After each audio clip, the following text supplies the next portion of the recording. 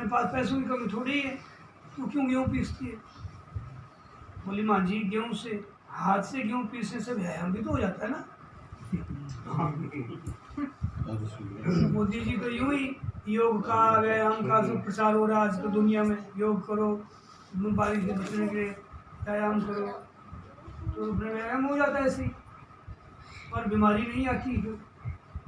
दूसरा, रसोई बनाने से भी ज़्यादा पुण्य गेहूँ पीसने का है। सास और जेठानियों ने जब सुना तो लगा कि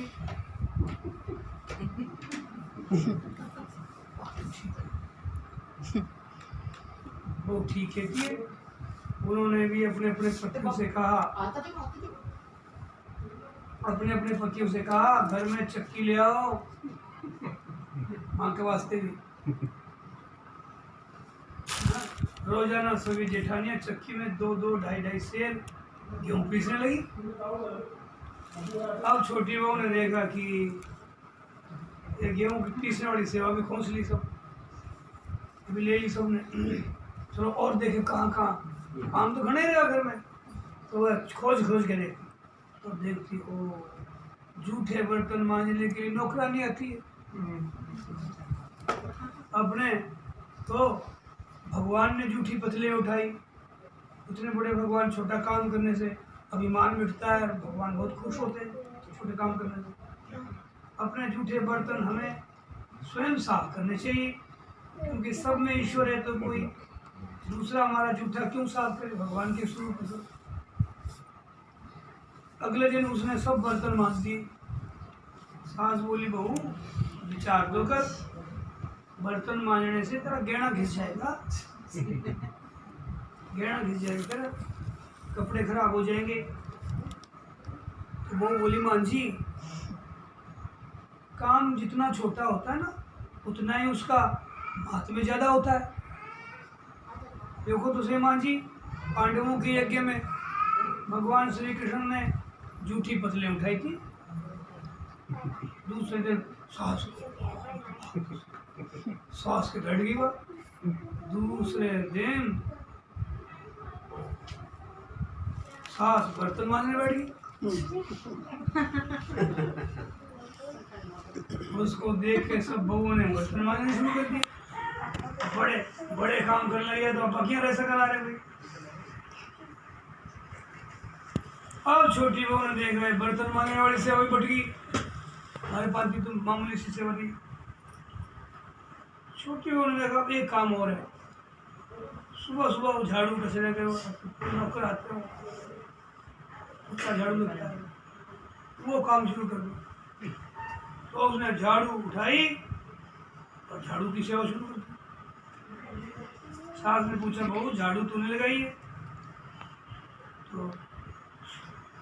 बहू बोली माँ जी आप मत पूछिए, कुछ ही मत, आपको तो बताने का मतलब सेवा हाथ से मेरी छिन जाती, मत कुछ ऐसे, आपको बोलती हूँ तो मेरे हाथ से काम ही चला जाता है। झाड़ू लगाने का काम तो नौकर का है। सास पूछी तू क्यों लगाती है? तो बहू बोली माँ जी रामायण में आता है कि वन में बड़े बड़े ऋषि मुनि रहते थे, लेकिन भगवान उनकी कुटिया में न जाकर पहले शबरी की कुटिया में गए थे। और शबरी का वचन क्या था? वो ऋषि मुनियों का रास्ता था, उसको झाड़ बुहार कर तालाब में जाते आते रोज झाड़ू लगाती थी। तो बताओ ऋषि मुनियों को छोड़ के भगवान शबरी की कुटिया में पहले गए, तो झाड़ू सेवा से खुश होते हो। शबरी रोज चुपके झाड़ू लगाती थी, पंपा सरोवर का रास्ता साफ करती थी, कहीं आते जाते ऋषि मुनियों के पैरों में कंकड़ कांटे न चुभ जाए। सास ने देखा कि ये छोटी बहू तो सबको लूट लेगी, सबका पुण्य लूटेगी, तो थोड़ा सा पुण्य कमाते हैं ये सेवा करके। बात तो यही भाई, आप भजन ध्यान पुण्य जो कमाते हैं, जो सेवा करेगा आपकी वो ले लेगा। ये बहू छोटी बहू तो सबको लूट लेगी, क्योंकि ये सबका पुण्य अकेले ले लेती है। अब सास और सब बहुओं ने मिलकर झाड़ू लगानी शुरू करती है। जिस घर में आपस में प्रेम होता है वहाँ लक्ष्मी बढ़ती है। जहाँ सुमति तहाँ संपत्ति नाना, जहाँ कुमति तहाँ विपत्ति नहीं लाना। तो जिस घर में आपस में प्रेम होता है वहाँ लक्ष्मी बढ़ती है, और जहाँ कलह होता है निर्धनता आती है, किचड़ पिचड़ होती रहती है, खटपट होती है। सेठ का तो धन दिनों दिन बढ़ने लगा। उसने घर की सब स्त्रियों के लिए गहने और कपड़े बनवा दिए। देखा भाई सब इनका प्रताप है, सब इनके भाग से आ रहे, गहने और कपड़े और बढ़ा दिए। अब छोटी बहू ससुर जी से मिले गहने लेकर बड़ी जेठानी के पास गई। कल बोली आपके बच्चे हैं, उनका विवाह करोगी तो गहने बनवाने पड़ेंगे, इसलिए इन गहनों को आप रख लीजिए। अब मेरे तो कोई ऐसी जरूरत है नहीं, मैं कोई जरूरत है नहीं। गहने जेठानी को देकर बहू ने कुछ पैसे और कपड़े नौकरों में बांट दिए। पैसे थे और आता ही जाएगा कुछ ना कुछ, ये कितनी हमारे भरी है सूट और कितने बाकी बांट दी सब। सास ने देखा तो बोली बहू ये तुम क्या करती हो? तेरे ससुर ने सबको गहने बनवा कर दिए और तूने ये जेठानी को दे दिए और पैसे कपड़े नौकरों को बांट दिए। तो बोली माँ जी मैं अकेले इतना संग्रह करके क्या करूँगी? खाई कर अपनी वस्तु किसी जरूरतमंद के काम आए तो आत्मा का संतोष मिलता है। आत्मा को बड़ा संतोष, किसी काम आई, गरीब के काम आए किसी, और दान करने का अमिट पुण्य हो जाता है, तो होता ही है। सास को बहू की बात लग गई। वो सेठ के पास जाकर बोली मैं नौकरों में धोती साड़ी बांटूंगी और आसपास में जो गरीब परिवार रहते हैं उनके बच्चों के फीस मैं खुद भरूंगी, पढ़ाई वढ़ाई की गरीब बच्चों की। ऐसे की कोई कमी तो थी नहीं, ऐसे ऐसे आगे आगे प्रकार होता गया। कैसे सेवा से करनी चाहिए, तो किसी के काम आए तो अच्छा ही तो है। आपके अपने पास कितना धन है, न जाने कब मौत आ जाए, सब यहीं कहीं पड़ रह जाएगा। जितना अपने हाथ से पुण्य हो जाए तो नहीं अच्छा है।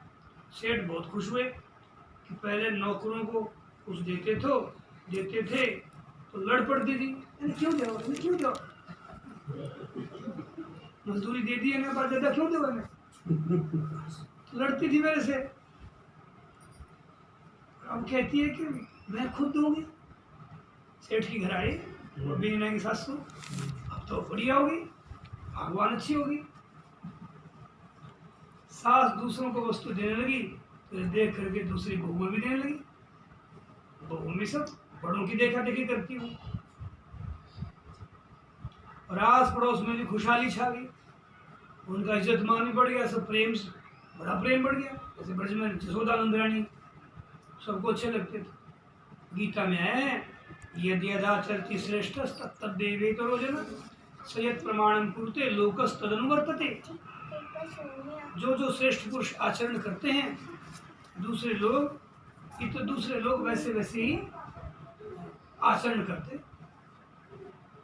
और वो जो जैसा कह देते हैं वचनों से लोग उसी के अनुसार चलने लगते हैं। श्रेष्ठ पुरुष का ये अनुसरण सब लोग करते हैं।